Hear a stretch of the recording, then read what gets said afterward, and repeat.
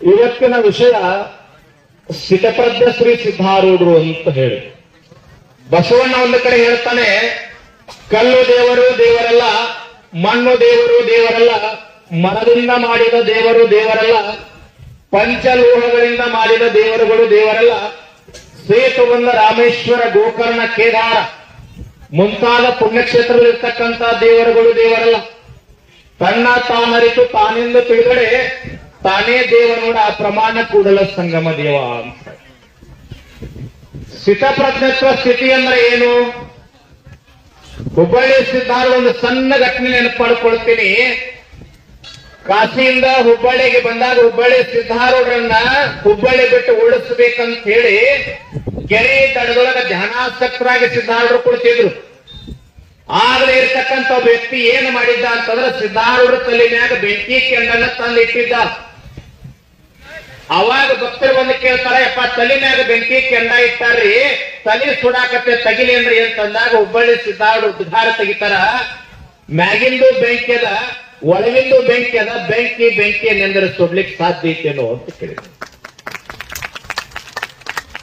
ಅದನ್ನ ಚಿದಾನಂದ ಅವಧೂತರು ದೇವಿ ಪಾರಾಯಣದೊಳಗೆ ಏನ್ ಹೇಳ್ತಾರಂತಂದ್ರ, ಕಂಡೆ ಕಂಡೇನ ಶಾಖಾಂಬರಿಯ ಕಂಡೆ ಕಂಡೇನ ನಿಗಿ ನಿಗಿ ಕಿಚ್ಚವ ಕಂಡೆ ಅಂತ ಹೇಳ್ತಾರೆ. ಯಾವುದು ನನ್ನ ಅಂತಿರ್ಲಿಲ್ಲ ಸಿದ್ಧಾರೂಢಪ್ಪರು.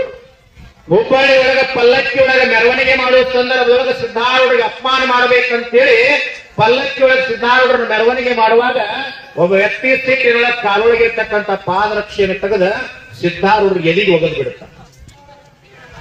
ಅವಾಗ ಎಲ್ಲಾ ಭಕ್ತರು ಹೊಡಿಲಿಕ್ಕೆ ಹೋಗ್ತಾರೆ, ಹಿಡಿದಿರ್ತಾರೆ. ಇನ್ನೇನು ಹೊಡಿಬೇಕು ಅನ್ನೋದ್ರಾಗ ಸಿದ್ಧಾರೂಢರು ಅಂತಾರ, ಹೊಡಿಬ್ಯಾಡ್ರಿಪ್ಪ ಅವ್ನು ಹೊಡಿಬ್ಯಾಡ್ರಿ ಅಂತ ಹೇಳಿದ್ರು. ಅವಾಗಪ್ಪ ನಿಮ್ ಎನಿಗೆ ಪಾದರಕ್ಷೆ ಒಗಲಂದ್ರೆ ಹೊಡೆದು ಬಿಡ್ತೀರಿ, ಕೊಂದು ಬಿಡ್ತೀರಿ ಅಂತ ಅಂದಾಗ ಸಿದ್ಧಾರೂಢರು ಹೇಳ್ತಾರ, ಅವ ಪಾದರಕ್ಷೆ ಒಗಲಿಲ್ರು. ಇವತ್ತು ಹುಬ್ಬಳ್ಳಿ ಒಳಗ ರೂಢಿ ಒಳಗ ಆರೂಢರಾಗಿರ್ತಕ್ಕಂಥ ಜಗದ್ಗುರು ಸಿದ್ಧಾರೂಢರನ್ನ ನೀವೆಲ್ಲ ಮೆರೆಸಾಕತ್ತೀರಿ. ಈ ಮೆರವಣಿಗೆಯನ್ನ ರಾಜ ವೈಭೋಗವನ್ನ ನೋಡಿ ನನ್ನ ತಾಯಿ ಜೀವಂತ ಇದ್ರಂದ್ರ ದೃಷ್ಟಿ ತೆಗೆದು ನಿವಾರಿಸಿ ಹೋಗಿದ್ದಲ್ಲ. ನನ್ನ ಈ ತಮ್ಮ ನೀವು ಮಾತಾಡೋರು ಇದ್ರಂದ್ರ ಹೋಗ್ರಿ, ಇಲ್ಲ ನೀವೇ ಮಾತಾಡೋದು. ಧರ್ಮಸಭೆ ಅಂದ್ರೆ ಏನದು?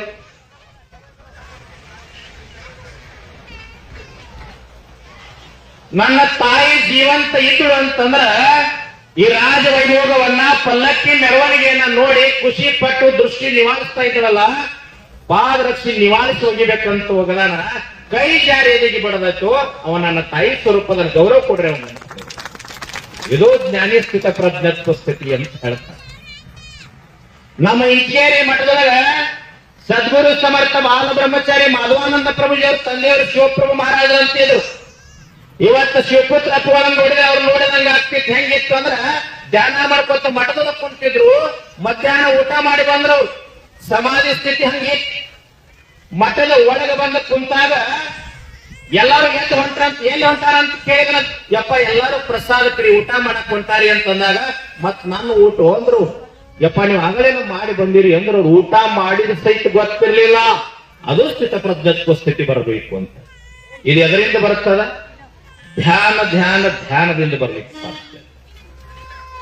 ಬಹಳ ಜನ ಕೇಳ್ತಾ ಇದ್ರು ಹುಬ್ಬಳ್ಳಿ ಸಿದ್ಧಾರೂಢರಿಗೆ, ಯಪ್ಪ ಶಾಸ್ತ್ರ ಹೇಳ್ತೀರಿ, ನಿತ್ಯ ಮುಕ್ತರ ಬಗ್ಗೆ ಮಾತನಾಡ್ತೀರಿ, ಈ ಸದ್ಯ ಭೂಮಿ ಮ್ಯಾಗ ನೋಡ್ಲಿಕ್ಕೆ ನಿತ್ಯ ಮುಕ್ತರು ಯಾರು ಸಿಗ್ತಕ್ಕಂಥ ಜಗದ್ಗುರು ಸಿದ್ಧಾರೂಢರು ನಾನೇ ನಿತ್ಯ ಮುಕ್ತಪ್ಪ, ನಾನೇ ದೊಡ್ಡವಂತ ಹೇಳ್ಬೋದಾಗಿತ್ತು, ಹೇಳಿಲ್ಲ. 3 ಜನ ಅದರ ಸದ್ಯ ನೋಡ್ಲಿಕ್ಕೆ ಅಂತ ಹೇಳಿದ್ರು. ಅವ್ರು ಯಾರಿಗಪ್ಪ ಅಂತಂದಾಗ ಅಥಣಿಯ ಶಿವಯೋಗಿಗಳದಾರ, ಇಂಚಗೇರಿ ಮಠದ ಗಿರಿಮಲೇಶ್ವರ ಮಹಾರಾಜರು ಅದಾರ, ಇನ್ನೊಬ್ರು ಯಾರಂದ್ರ ಚಳುವರ್ಕಿ ಎರಿತಾತ ಅಂತ 3 ಜನ ಅದಾರಪ್ಪ ಅಂತ ಹೇಳಿದ್ರು. ಹಂಗಂದ್ರ ಪರೀಕ್ಷೆ ಮಾಡ್ಕೊಂಡು ಬರ್ತೀನಿ ಅಪ್ಪ ಅಂದ ಕಬೀರ. ಎಲ್ಲಿ ಹೋದಂದ್ರ ಅಥಣಿಯ ಶಿವಗಳ ಮಠಕ್ಕೆ ಹೋಗ್ತಾನ. ಅವ ಇಸ್ಲಾಂ ಧರ್ಮದವನಾಗಿದ್ದ, ಮೈನ್ಯಾಗ ಹರದ ಹೊಲಸು ಬಟ್ಟೆ ಇತ್ತು. ಶಿವಗಳೊಳಗೆ ಲಿಂಗ ಪೂಜೆ ಮಾಡ್ಕೊಳ್ತಾ ಇದ್ರು. ಕಬೀರ ಹೋಗಿ ನಿಂತ, ಇವನು ಬಟ್ಟಿಯನ್ನ ನೋಡಿ ಅಥಣಿ ಶಿವಗಳು ಬೆಟ್ಟಿನ ವರ್ಷದಲ್ಲಿ ಭಕ್ತರೆಲ್ಲ ಕೂಡಿ ಹೊರಗೆ ಹಾಕಿ ಬಿಡ್ತಾರ. ಅದರ ಒಳಗಿಂದ ಶಿವಗಳ ಲಿಂಗ ಪೂಜೆ ಮುಗಿಸ್ಕೊಂಡು ಹೊರಗೆ ಬಂದಾಗ ನೋಡಿರ್ಲಿಲ್ಲ. ಆದ್ರ ತ್ರಿಕಾಲಜ್ಞಾನಿ ಲಿಂಗ ಪೂಜಾ ನಿಷ್ಠರಾಗಿರ್ತಕ್ಕಂಥ ಅಥಣಿ ಶಿವಗಳಂತಾರ, ಹುಬ್ಬಳ್ಳಿಯಿಂದ ಸಿದ್ದಾರೂಢಪ್ಪ ಅವರೊಬ್ಬ ಕವೀರ್ ಅಂತ ಕಳಿಸಿರಲ್ಲಪ್ಪ, ಅವ ಎಲ್ಲ ನನ್ನ ಕರ್ಕೊಂಡು ಬರ್ರಿ ಅಂದ್ರು. ಯಪ್ಪ ಹೊರಗೆ ಹಾಕಿವ್ರಿ ಅಂದಾಗ ಅವನ ಕರ್ಕೊಂಡು ಬರೋ ಮಠ ಒಂದು ಹನಿ ಬಾಯಾಗ ನೀರ್ ಹಾಕೋದಲ್ಲ, ಕರ್ಕೊಂಬ.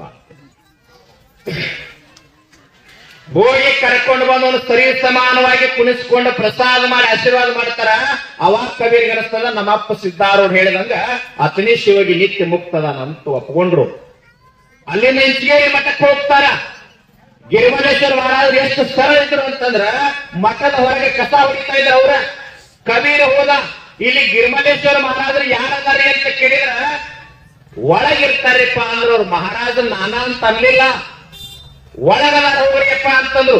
ಮತ್ ನೀವ್ ಯಾರಿ ಅಂದ್ರ ನಾನು ಬಾಬು ಸಾಹೇಬ್ ಮಹಾರಾಜರ ಹಮಾಲ ಜನರಿ ಕಸ ಹೊಡ್ಯಾಕತ್ತೀನಿ. ಒಳಗ ಹೋಗಿ ಕುಂತಾಗಿ ಇವರ ಹೋಗಿ ಅಲ್ಲಿ ಕುಂತ್ರಂತ ಸಾಷ್ಟಾಂಗ ಹಾಕಿದ ಕಬೀರ. ನಾ ಅನ್ನೋದು ಅಳದಿ, ನಾ ಅಳಿಯದೆ ನೀ ತಿಳಿಯೋದು ಅಂತ ಹೇಳ್ತಾರ ನನಗೆ. ಅಲ್ಲಿಂದ ಚಳವಳಿಕೆ ಎರಿತಾತನ ಮಠಕ್ಕೆ ಹೋಗೋದ್ರೊಳಗ ದ್ವಾರ ಬಾಗಿಲಿಗೆ ಬಂದು ಎರಿತಾತ ಕಾಯ್ಕೊಂತ ನಿಂತಿದ್ದ. ಸಿದ್ದಾರೂಢನ ಪ್ರತಿ ಅವತಾರ ಕಬೀರ್ ನೀನ ಬಂದೆಪ್ಪ ಅಂತ ಅಪ್ಪಗೊಂದು ತೈ ಕುಣಿದಾಡದಂತ. ಅವಾಗ ಅಂದಂತ ನಮ್ಮಪ್ಪ ಸಿದ್ದಾರೂಢ ಹೇಳಿದ 3 ಮಂದಿ ನಿಜವಾಗ್ಲೂ ನಿತ್ಯ ಮುಕ್ತರಂತ ಒಪ್ಕೊಂಡಂತ. ಇದು ನಿಜವಾದ ಸ್ಥಿತಿ. ಹೆಂಗಿತ್ತು ಸಿದ್ದಾರೂಢರ ಸ್ಥಿತಿ? ಬರೇ ಹುಬ್ಬಳ್ಳಿಗೆ ಬಂದು ಹುಬ್ಬಳ್ಳಿ ಅಂತೇಳಿ ಇವತ್ತ ಸಿದ್ದಾರೂಢರ ಜೀವಂತಿಲ್ಲ. ಮೂರ್ತಿಗೆ ಅಭಿಷೇಕ ಮಾಡ್ತಾರೆ. ಇದ್ದಾಗ ಪ್ರತಿಯೊಬ್ಬರು ಕಾಡ್ಯಾರ. ಕಾಡಿದವ್ರಿಗೆ ಶಾಪ ಕೊಟ್ಟಿಲ್ಲ ಸಿದ್ದಾರೂಢರು. ಕಾಶಿ ಒಳಗಿರ್ತಾರ ಸಿದ್ದಾರೂಢರು. ಹುಬ್ಬಳ್ಳಿಗಿನ್ನ ಬಂದಿರುವುದಿಲ್ಲ. ಮೈ ಮ್ಯಾಗ ಹಳಿ ಬಟ್ಟಿ 4 ದಿನದಿಂದ ಉಪವಾಸ ಇರ್ತಾರ. ಗಂಗಾ ನದಿ ತಟಾಕ ಮಣಿಕರ್ಣಿಕಾ ಘಾಟ್ ಯಾರೋ ಒಂದಿಷ್ಟು ಪುರೋಹಿತರು ಊಟಕ್ಕೆ ಹಾಕಿರ್ತಾರ. ಸಿದ್ದಾರೂಢಪ್ಪರು ಅಲ್ಲಿ ಹೋಗಿ ನಿಲ್ತಾರ. ನನಗೊಂದಿಷ್ಟು ಪ್ರಸಾದ ಕೊಡ್ರಿ ಅಂತಂದಾಗ ಪುರೋಹಿತ ಅಹಂಕಾರದಿಂದ ಬರ್ತಾನೆ, ಬಹಳ ದರ್ಪದಿಂದ. ಏನೋ ಶೂದ್ರ, ನೀನು ಊಟಕ್ಕೆ ಬಂದೇನ್, ಅಲ್ಲೇ ಕಟ್ಟಿ ಕೆಳಗ ಕುಂಡ್ರಂತಂದವ. ಸಿದ್ದಾರೂಢರು ಕಟ್ಟಿ ತಗೊಂಡು ಕಟ್ಟಿ ಕೆಳಗ್ ಕುಂತು ಉದ್ಧಾರ ತೆಗಿತಾರ. ಯಪ್ಪ ಕಟ್ಟಿ ಮ್ಯಾಗ ಕುಂತವೇನು ಬೇರೆ ಕಡೆ ತುತ್ತು ಹಾಕೋದಿಲ್ಲ, ಕಟ್ಟಿ ಕೆಳಗ್ ಕುಂತವೇನು ಬೇರೆ ಕಡೆ ತುತ್ತು ಹಾಕೋದಿಲ್ಲ, ಮ್ಯಾಕ್ ಕುಂತವ ಕೆಳಗ್ ಕುಂತವ ಇಬ್ರು ಬಾಯಾಗ ಹಾಕ್ಬೇಕಲ್ಲೇನೆ ತುತ್ತಂದ್ರು. ಅಷ್ಟಂದ ಪ್ರಸಾದ ಮಾಡಿ ಎದ್ದು ಹೋಗ್ತಿರ್ತಾರ. ಮತ್ತೆ ಪುರೋಹಿತ ಅಹಂಕಾರದಿಂದ ಬರ್ತಾನ. ಏನೋ ಶೂದ್ರ, ಊಟ ಮಾಡಿ ಹಂಗ ಹೊಂಟಿಯಲ್ಲ, ಎಲಿಯ ನಿಮ್ಮಪ್ಪ ಬಂದ್ ತೆಗಿತಾನಂತ ಶಬ್ದಾವಳಿಕೆ ಮಾಡ. ಅವಾಗ ಸಿದ್ದಾರೂಢಪ್ಪರು ಅಂತಾರ, ಎಲಿ ನೀನ ತೆಗಿಯಲಿದ್ರೆ ತೆಗಿತಾ ಇದ್ನಪ್ಪ, ಯಾವಾಗ ನಿಮ್ಮಪ್ಪ ಬಂದ್ ಎಲಿ ತೆಗಿತಾನಂತ ಶಬ್ದ ಬಳಕೆ ಮಾಡಿಯಲ್ಲ, ಯಾವನ ನಾಮಸ್ಮರಣೆಯನ್ನ ನಮ್ಮ ಅಪ್ಪಂದು ಅಂತ ನಾ ಮಾಡ್ತೀನೋ ಅವ ನಿಜವಾಗ್ಲೂ ನಮ್ಮ ಅಪ್ಪಿದ್ರೆ ಬಂದ್ ಎಲಿ ತೆಗಿತಾನ, ಇಲ್ಲಂದ್ರೆ ನಿಮ್ಮ ಅಪ್ಪಗೂ ತೆಗಿದಿಲ್ಲ ಅವ. ಅಷ್ಟೊಂದು ಸಿದ್ದಾರೂಢಪ್ಪರು ಗಂಗಾ ನದಿ ಕಡೆ ಹೋಗಿ ಮಾಯ ಆಗ್ತಾರ. ಒಂದ್ 5 ನಿಮಿಷದ ತರುವಾಯ ಒಬ್ಬ ಮುಪ್ಪಾವಸ್ಥೆ ಮುದುಕಲ್ಲಿ ಬರ್ತಾನೆ. ಇಲ್ಲಿ ನನ್ನ ಮಗ ಊಟ ಮಾಡಿ ಎಲಿ ಬಿಟ್ಟು ಹೋಗಿ ಅಂದ್ರಿ, ಅದು ಎಲಿ ಎಲ್ಲದ ತೆಗಿತೀನ್ರಿ ಅಂತಂದ. ಅವಾಗ ಪುರೋಹಿತ ಅಂತಾನ, ಮಗ ಊಟ ಮಾಡಿ ಹೋಗ್ತಾನ, ಅಪ್ಪ ಎಲಿ ತೆಗ್ಯಾಕ್ ಬಂದಿಯನ್, ಅಲ್ಲೆದ ತಗೋ ತೆಗಿ ಅಂತಂದ. ಅವಾಗ ಬಂದಿರ್ತಕ್ಕಂತ ಮುಪ್ಪಾವಸ್ಥೆದಾಗ ಏನ್ ನೆಲದ ಮ್ಯಾಗ ಬಿದ್ದಿತ್ತಲ್ಲ, ಒಂದೊಂದಾಗಿ ತೆಗೆದು ಬಾಯಿ ಒಳಗೆ ಇಟ್ಟುವಳಿಕತ್ತ. ಅವಾಗ ಪುರೋಹಿತ ಅಂತಾನ, ಬೇಕಂದ್ರೆ ಇನ್ನೊಂದ್ ತಟ್ಟಿ ಒಳಗೆ ಪ್ರಸಾದ ಹಾಕೊಂಡು ಊಟ ಮಾಡು, ಯಾಕೆ ನೆಲದ ಮ್ಯಾಗ ಬಿದ್ದತಿ ಅಂತಂದಾಗ ಬಂದಿರ್ತಕ್ಕಂತ ಮುಪ್ಪಾವಸ್ಥೆ ಅಂತಾನ, ಒಬ್ಬ ನಿತ್ಯ ಮುಕ್ತ ಸತ್ಯ ಸಾಧು ಬ್ರಹ್ಮಜ್ಞಾನಿ ಊಟ ಮಾಡಿರ್ತಕ್ಕಂತ ಅನ್ನದಗಲ ಇದು ಕೈಲಾಸ ಸಿಗುದಿಲ್ಲ, ಅದಕ್ಕೆ ಊಟ ಮಾಡತ್ತೇನೆ, ಇದು ನಿನ್ನಂತ ಅರ್ಧಜ್ಞಾನಿಗೆ ಏನ್ ಅರ್ಥ ಆಗ್ತದ ಅಂತ. ಅಷ್ಟಂದ ಮುಪ್ಪಾವಸ್ಥೆ ಮುದುಕ ಗಂಗಾ ನದಿ ಕಡೆ ಹೋಗಿ ಅವನು ಮಾಯ ಆಗ್ತಾನ. 4 ಜನ ಯಾರು ಬಂದು ಊಟ ಮಾಡಿದ್ರು, ಯಾರು ಎಲಿ ತೆಗೆದ್ರು ಯಾರಿಗೂ ಅರ್ಥ ಆಗೋದಿಲ್ಲ. 4 ದಿನದ ತರುವಾಯ ಇಂಥ ಮಹಾತ್ಮರ ಹತ್ರ ಹೋಗಿ ಕೇಳ್ತಾರ, ಮೊದಲು ಬಂದು ಊಟ ಮಾಡಿದವ್ರು ಯಾರು? ಅವರೇ ಹುಬ್ಬಳ್ಳಿ ಸಿದ್ದಾರೂಢರು ಅಂತ ಕೇಳ್ತಾರೆ. ಆಮೇಲೆ ಬಂದು ಎಲಿ ತೆಗೆದವ್ರು ಯಾರು? ಹೇಳಿದ್ರಲ್ಲ ಸಿದ್ದಾರೂಢರು. ಯಾವನ ನಾಮಸ್ಮರಣೆಯನ್ನ ನಮ್ಮ ಅಪ್ಪಂದು ಅಂತ ನಾ ಮಾಡ್ತೀನೋ ಅವ ನಿಜವಾಗ್ಲೂ ನಮ್ಮ ಅಪ್ಪಿದ್ರೆ ಬಂದ್ ಎಲಿ ತೆಗಿತಾನೆ, ಇಲ್ಲಂದ್ರೆ ನಿಮ್ಮ ಅಪ್ಪಗೂ ತೆಗಿದಿಲ್ಲ ಅಂದಿದ್ರು. ಹಂಗಂದ್ರೆ ಎಲಿ ತೆಗೆದವ್ರು ಯಾರು? ಸಿದ್ದಾರೂಢಪ್ಪರು ಕಾಶಿ ವಿಶ್ವನಾಥನ ನಾಮಸ್ಮರಣೆಯನ್ನ ಮಾಡ್ತಿದ್ರು. ಒಬ್ಬ ಸತ್ಯ ಸಾಧು ಜಗದ್ಗುರು ಸಿದ್ದಾರೂಢರ ಹಠ ಹಿಡಿದ್ರಂತ ಹೇಳಿ ಕಾಶಿ ವಿಶ್ವನಾಥ ಬಂದ ಜೀವಂತ ಎಲಿ ತೆಗಿತಾನಂದ್ರೆ ನಾಮಸ್ಮರಣೆ ಭೂಮಿ ತೆಲಿನಾಗ ತಾಕತ್ ಕಷ್ಟ. ನಾಮಸ್ಮರಣ ಕರಾವೆ ಜಡತಿಲ ಪಾಪ ಜನ್ಮಾಂತರಿಚೆ. ಭಾಳ ಕಾಡ್ಯಾರ ಸಿದ್ದಾರೂಢರು. ಶಾಸ್ತ್ರ ಹೇಳೋದು ಶಾಸ್ತ್ರ ಕೇಳಿಲ್ಲ ಜನ. ಹುಬ್ಬಳ್ಳಿ ಸಿದ್ದಾರೂಢ ಶಾಸ್ತ್ರ ಹೇಳ್ತಾನ, ಅವ್ನು ವಾದದಾಗ ತೋರಿಸಬೇಕು, ಸಣ್ಣವ್ ಮಾಡೋದು. ಮುಂಬೈದಿಂದ ಬಂದಿದ್ದ, ಗಾಡಿ ಒಳಗೆ ಗ್ರಂಥ ತುಂಬಿಕೊಂಡು ಬಂದಿದ್ದ. ಸಿದ್ದಾರೂಢ ಶಾಸ್ತ್ರ ಹೇಳ್ತಾ ಇದ್ರು, ಸಾವಿರ ಜನ ಕುಂತಿ. ಅವಂದ ಸಿದ್ದಾರೂಢರ ಶಾಸ್ತ್ರ ಹೇಳೋದು ನಿಲ್ಲಿಸ್ರಿ ಅಂದವ. ನಿಮ್ಮನ್ನು ವಾದ ಮಾಡಿ ತೋರಿಸ್ಬೇಕಂತ ಬಂದೇನ್ರಿ ಅಂದವ. ನೀವೇನ್ ಹೇಳ್ತೀರ ಅದಕ್ಕಿಂತ ಹೆಚ್ಚಿನ ಜ್ಞಾನ ನನ್ನೊಳಗದ. ಗಾಡಿ ಒಳಗ ಗ್ರಂಥ ತುಂಬಿಕೊಂಡಿದ್ದ ತಲೆ ಗರ್ಗದ ಮಡಿವಾಳಪ್ಪನವ್ರಂತಾರ ಬಾರಪ್ಪ ದೀಡ್ ಪಂಡಿತ ಬಾ ಅಂದ್ರು. ಒಳಗ ಹೋಗಿ ಕುಂತ ಗರ್ಗದ ಮಡಿವಾಳಪ್ಪನವ್ರು ಹೆಂಗಿದ್ರ ಮೈನಾಗ ಒಂದ್ ಚೂರು ಬಟ್ಟೆ ಇರ್ತಿರಲ್ಲ, ವ್ಯವಸ್ಥಿತವಾಗಿ ಧ್ಯಾನಾಸಕ್ತರಾಗಿರ್ತಾ ಇದ್ರು. ಒಳಗ ಹೋಗಿ ಕುಂತ ನಿಮ್ಮನ್ನು ವಾದ ಮಾಡ್ಬೇಕಂತ್ರಿ ತೋರ್ಸ್ಬೇಕಂತ ಬಂದೀನಿ, ಹುಬ್ಬಳ್ಳಿ ಸಿದ್ದಾರೂಢ ಕಳಿಸ್ಯಾರಿ ಅಂದ. ಹೌದಪ್ಪ ನೀ ಬಹಳ ದೊಡ್ಡ ಜ್ಞಾನಿ ಇದಿ, ಸಿದ್ದಾರೂಢರು ನಾನು ಬಹಳ ಸಣ್ಣವ್ರಪ್ಪ, ಏನದ ನಿಂದಂದ್ರು.